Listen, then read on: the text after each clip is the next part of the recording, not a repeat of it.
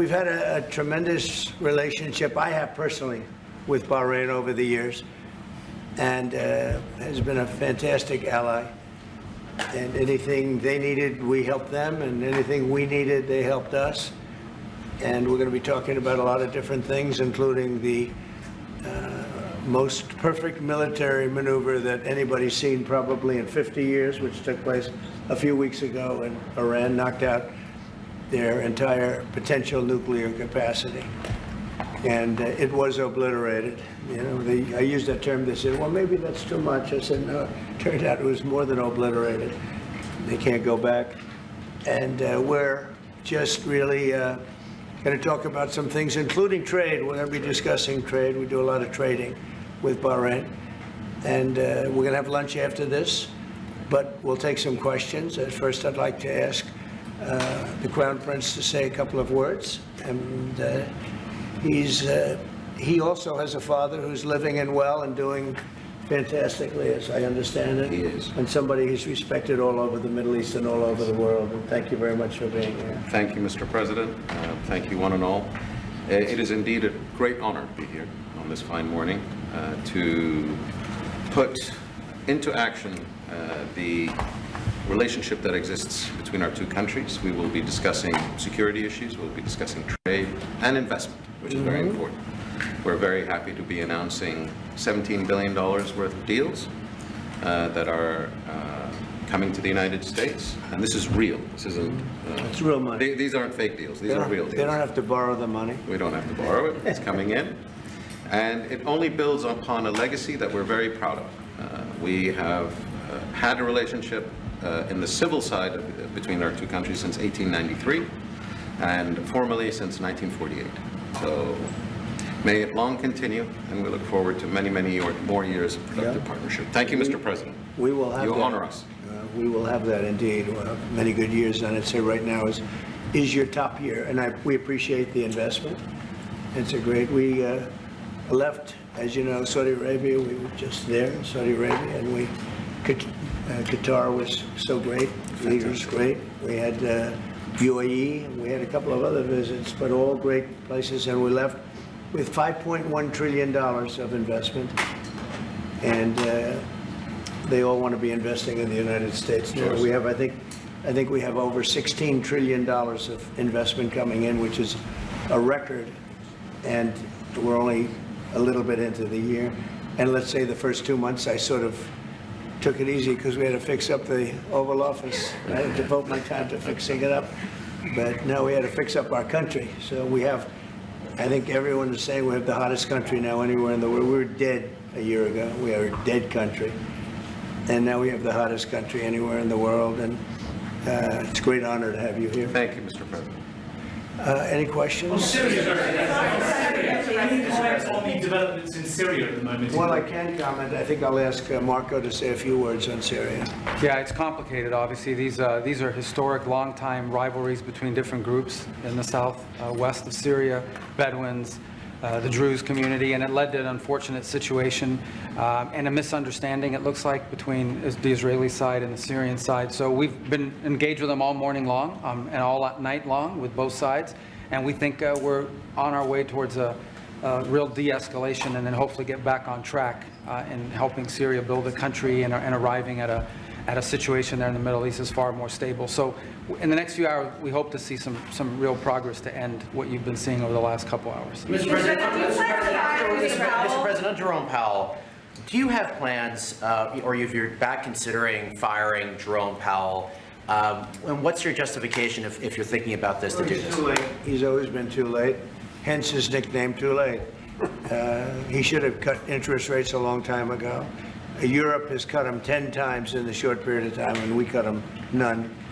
The only time he cut them was just before the election to try and help Kamala or Biden, whoever the hell it was, because nobody really knew.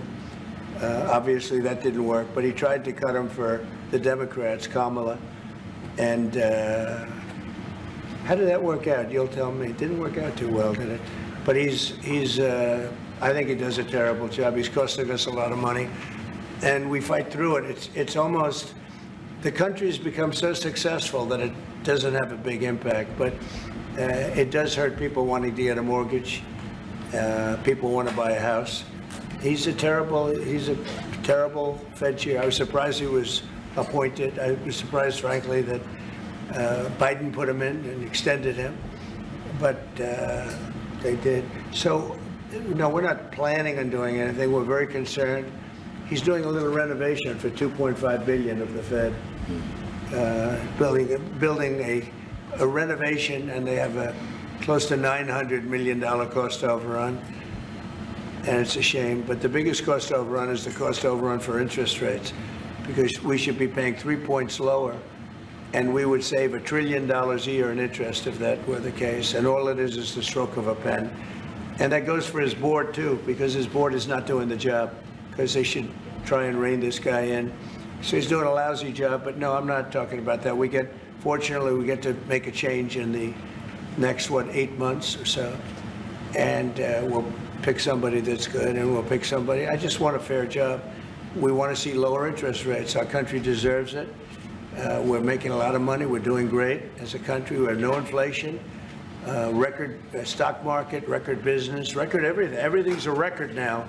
We had the worst inflation in history under Biden, and now we have almost no inflation. We've done a great job, and we should have the interest rates cut. So you're saying the other day that Scott Bessent, you're so happy with him at Treasury that, he's not your top option to replace Jerome Powell whenever that may be, whenever you decide what you want to do with him. Scott's doing a very good job. I'm very happy with Scott. Is Kevin Hassett on the top of your list? Kevin's somebody would consider. Kevin is fantastic, too. We have a lot of good people for that job. It's not a tough job, to be honest. Assuming you're smart, it's not a tough job. If you're a dummy, then I guess it's a tough job. But it might be one of the easiest jobs I've ever seen. And now on top of it, he's building a close to $3 billion little nest egg for himself. He's not doing the right job. We should be saving $1 trillion a year in interest. When he talks about cost, we should be saving. Think of it, $1 trillion a year. Add that with the tariffs and everything else. But he just doesn't want it. He's a knucklehead. But we'll see how that. We'll see how he's listening to this. That's a strange conversation. But we like to say it like it is. But we have a lot of people that want that job very badly, and I'm only interested in low-interest people, frankly, because you don't need. I know. So they had the 71 different economists and people experts that they picked about a month ago. I was the only one, along with one person from maybe the Wharton School of Finance. The two of us got it right. 69 people, including Powell, got it wrong. And he wants to hire thousands of new people to help him decide where we're going in the future. It only takes one good mind. It doesn't take 5,000 good minds. So they're expanding the Fed. It's the dumbest thing I've heard of. But it's very autonomous. Just to follow up on that, sir, are you completely ruling out the idea of firing Jerome Powell? I don't rule out anything, but I think it's highly unlikely, unless he has to leave for fraud. I mean, it's possible there's fraud involved with the $2.7 billion renovation. This is a renovation. How do you spend $2.7 billion? And he didn't have proper clearance, et cetera, et cetera. So that's going on. So, there could be something to that, but I think he's not doing a good job. He's got a very easy job to do. You know what he has to do? Lower interest rates. Have you drafted a letter to send to Powell if you decide that you are going to fire him? Have you drafted a letter? I haven't drafted a letter. So you didn't show a letter to Republican lawmakers last night? No, I talked about the concept of fire him. I said, what do you think? Almost every one of them said I should. But I'm more conservative than they are. Mr. President, No, we talked about it. In fact, we had 11 of the 12 people here yesterday, for a very big bill having to do with crypto, et cetera, and other things. And all of the votes are going with us, every single vote. But during the conversation, when we were talking about it, I asked, what would you do about that? They all said we'd fire him. Mr. President, Mr. President. Thank you for taking the question, sir. You were in Pennsylvania yesterday. You unveiled $92 billion worth of investments. One of those jumped out, though, $15 billion in Homer City to build the largest natural gas power plant ever. I was at the rally where you told Homer City residents that you would not forget them when the biggest coal plant in Pennsylvania closed down. You delivered for them yesterday. What message do you have to those residents? Well, I'm happy. Homer City, I was there and I said, I'm going to produce something, I don't know what, because they had shut down this massive coal plant, one of the biggest in the country. And it was just purchased by the gentleman that you met yesterday, a very substantial man. I don't know if he's maybe not as substantial as you, I'm not sure, but he's pretty substantial. You know who I'm talking about. And they're going to spend billions of dollars on rebuilding it, and it's going to be the largest plant of its kind in the world, I believe, actually in the world, and it's going to be great. So we really fulfilled that promise to Homer City, but it's to Pennsylvania, basically. I won Pennsylvania, and very conclusively won Pennsylvania, so I owe them a big debt of gratitude, but thank you for bringing that up. We raised 92, it's actually going over 100, so it'll be over $100 billion to be invested in Pennsylvania. It was Pennsylvania Energy Project. So we had, everybody was there. Larry Fink was there. I mean, everybody was there and done a great job. The senator did a great job. And we were very proud. That was a great meeting yesterday. Thank you very much. Mr. Actually, for each of you, so for the Crown Prince, are you planning on taking any of the Patriot missiles that you're going to receive from the United States and divert those to help Ukraine? We have no current plans, as we have an operational requirement inside Bahrain to keep them there for the present time. He's got plenty of them, too. And Mr. President, on the fentanyl bill, They're wonderful. They're wonderful pieces of kit. They work very well. American technology is the best. Yep. and on the fentanyl bill that you're And that's signing. maybe the most important part of this. Here's his choice of everything, and we make the best military equipment by far in the Bar world. none. There's nothing close, right? Bar none. Yeah, thank you. And on the fentanyl bill that you're signing today, do you hope that that's going to restart law enforcement cooperation with China on getting the fentanyl? Yeah, I think China's been helping out. I mean, it's been a terrible situation for many years with fentanyl, but since I came here, we're talking to them, and they're making big steps. They're also, as you know, being penalized. You know that, right? They're being penalized with tariffs because of the fentanyl, but they want to do something. We'll see what happens. Mr. President, I know. Thank you, Mr. President. An American from Tampa was beaten to death. He was killed by Israeli settlers in the West Bank. His family has been calling on you to help prosecute his killers. Are you going to do that? An American from Tampa? Yeah, your first sentence is really, go ahead. An American citizen from Yeah. Tampa, Florida, has been killed in the West Bank. His family has been asking on you to prosecute him. Are you going to help finding his Yeah, well, so first of all, have you seen yesterday, Ambassador Huckabee has asked the Israelis to conduct an investigation. We want to get all the information about who was involved. We protect all American citizens anywhere in the world, especially if they're unjustly murdered or killed. So we're gathering more information, but I hope you saw yesterday Ambassador Huckabee in Israel asked the Israeli authorities to produce an investigation and concrete information about who was responsible for his murder. They're reporting that tomorrow. We have a meeting on it. They're going to be reporting that to me. Can I ask a Crown Prince Yeah. question, please? Do you think that the Gulf area now is more secure, and do you believe that a negotiation with Iran is necessary at this stage?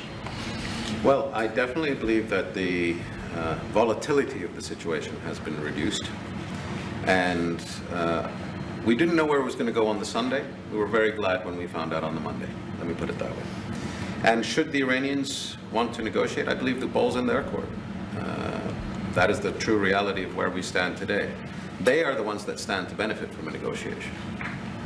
And they do. They want to negotiate. They want to negotiate badly.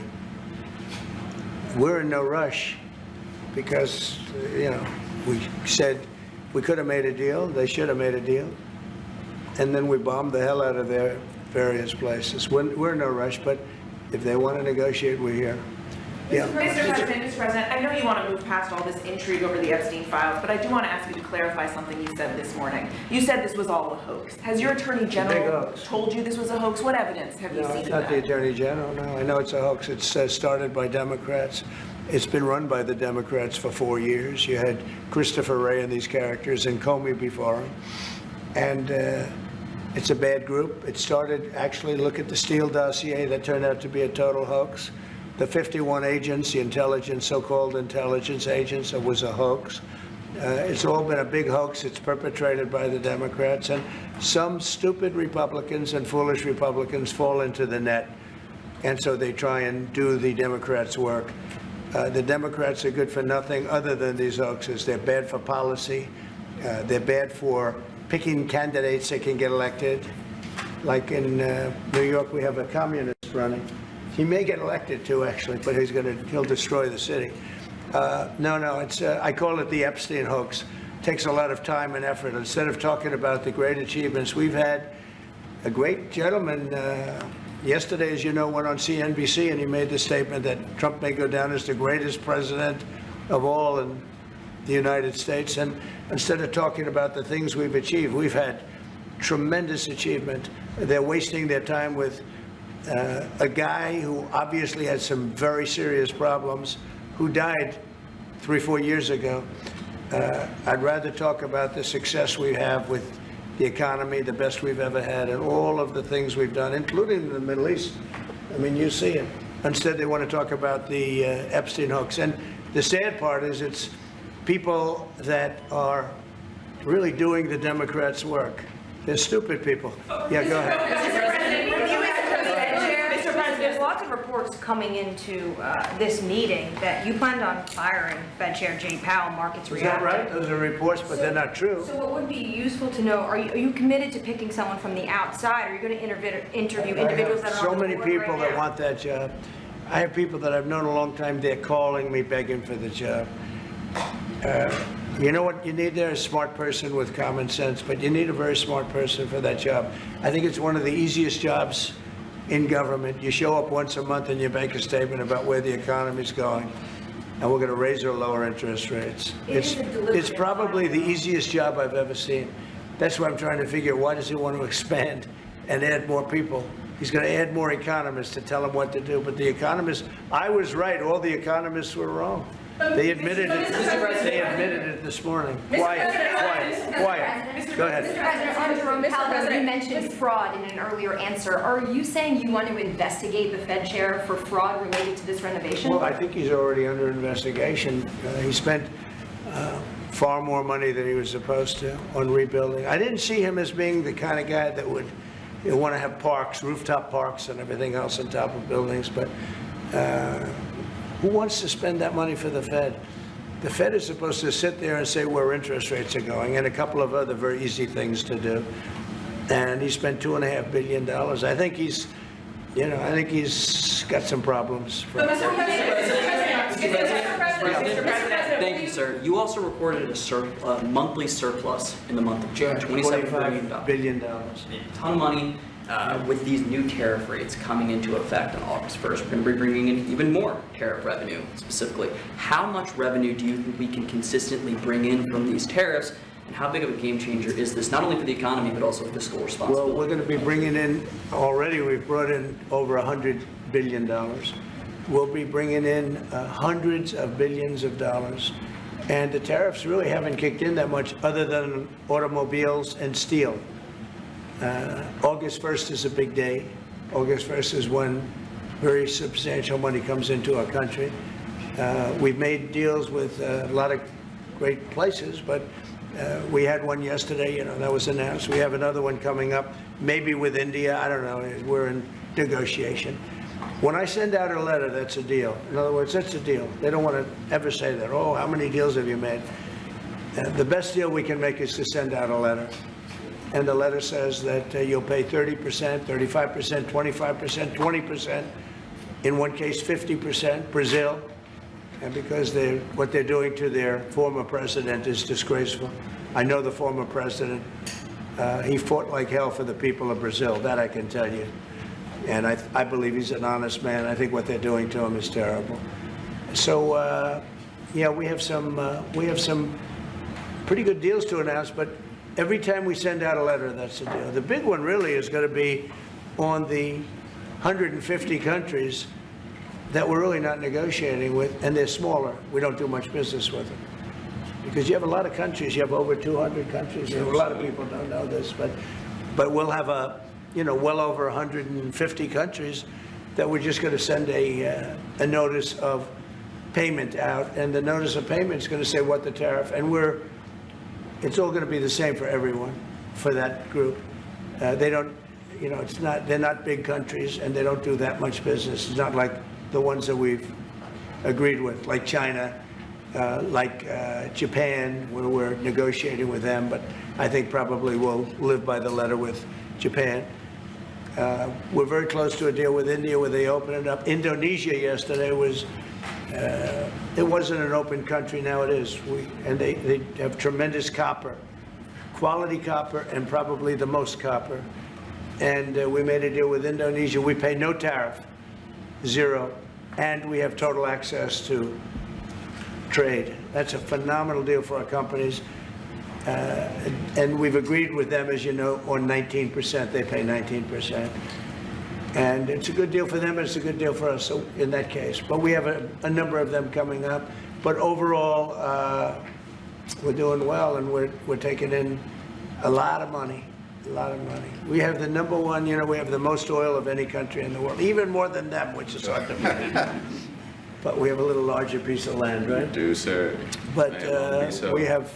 we're number one in the world in oil, and we're drilling, and today it hit $64 a barrel, which is great. And that'll help stop wars, actually. If you want to know the truth, it's going to help stop wars. And we hope to get it down a little bit more. But we have oil down to $2, $2.25, $2.50 in numerous states. We hit one at $1.98 a gallon. And that's a great thing. That's one of the reasons that inflation's in check. When you can do that, you stop the inflation. What Biden did is he ended our policies, went to his policies. He doesn't have a policy. Some lunatic around the desk had a policy. Whoever operated the auto pen had a policy, which is, by the way, I think the biggest scandal. That's the scandal they should be talking about, not Jeffrey Epstein. The scandal you should be talking about is the auto pen, because I think it's the biggest scandal, one of them in American history. So the economy is doing really well, and people are seeing it. Yeah. Will you ask Attorney General Pam Bondi to release more documents to finally put this controversy to bed? Yeah, whatever's credible, she can release. If a document is credible, if a document's there that is credible, she can release. I think it's good. But it's just really, it's just a subject. He's dead. He's gone, and all it is the Republicans. Certain Republicans got duped by the Democrats, and they're following a Democrat playbook. And no different than Russia, and all the other hoaxes. They're started by the Democrats, and some Republicans. In this case, I was surprised, but they got duped. But have you talked about it? Have you talked about it with her the last few days? President, first of all, your high-ranking officials, whether it's been your FBI director or Pam Bondi, they have made some inconsistent statements in the past. You've had. Well, I don't know. I can't speak about him, but I can say that Pam Bondi, I really think that she's done very good. She says, I gave you all the credible information, and if she finds any more credible information, she'll give that too. What more can she do than that? I mean, honestly, what more can she do? And we do have bigger problems. We have problems with millions of illegal people that came in here, and they're killers and murderers. We have 11,888 murderers that were allowed into our country by Biden, Sleepy Joe Biden, stupid Joe Biden. He allowed them into our country. And you know what? We got to do something about it. She's got a lot of things she's working on. And, it's very sad that somebody can be waylaid, that just get waylaid, but I think she's doing a great job, President. In your Truth Social this morning, you mentioned past supporters when you were talking about the Epstein issue. Does that mean that you're effectively disowning any supporters who are now I calling? lost a lot of faith in certain people, yeah. I lost, because they got duped by the Democrats. The Democrats are good for nothing. They've done a terrible job. They almost destroyed our country. If I didn't get elected, all these numbers you're hearing about, they found $25 billion and another 25 is coming in and hundreds of billions of dollars is pouring into our country. And we just got the biggest tax cut in history. We just got the biggest regulation cuts in history. There'll be no tax on tips. There'll be no tax on Social Security. There'll be no tax on overtime. There'll be no tax on so many other things. You're allowed to deduct your interest from a car payment. That's never happened before. You borrow interest, you borrow money to buy a car if the car is made in America. And by the way, factories are being built all over America, car factories, AI factories, but you get a deduction on your interest. Nobody ever thought of that before. It never happened before. And, you know, these are the things that they should be talking about. The big, beautiful bill is one of the greatest pieces of legislation ever in this country, and the Democrats have nothing to combat it. So they say, oh, it's death. Oh, that's good. And then they give it to the fake news, which is you and a few others. And the fake news talks about the bill is death. The bill is actually life.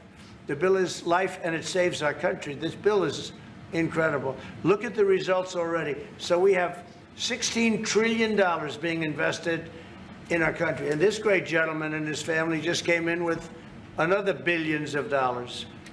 And if he didn't like the country, if he didn't like where we were going, he's very smart.